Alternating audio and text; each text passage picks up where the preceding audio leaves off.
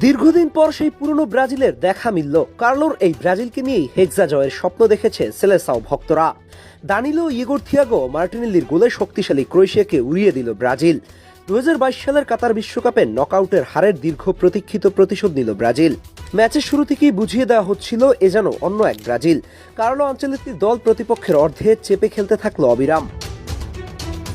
গত ম্যাচে ফ্রান্সের কাছে হার, তার উপর দল নির্বাচন আর ট্যাকটিক্স নিয়ে সমালোচনার জন্য আনচেলত্তির সামনে ছিল চাপ। কিন্তু ঠিক তখনই মনে করিয়ে দিলেন কেন তিনি আধুনিক ফুটবলের অন্যতম সেরা ম্যানেজার।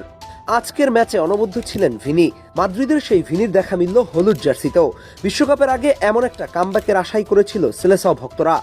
আজ 67তম মিনিট খেলে একটি চোখ ধাঁধানো অ্যাসিস্ট করে ফুটমুভ রেটিং 8 নিয়ে মাঠ ছাড়েন তিনি। ব্রাজিলের ফুটবলে যেখানে প্রায় ব্যক্তিগত প্রতিভায় ম্যাচ জেতা হয়, সেখানে আজ দেখা গেল সুসংহত এক দল।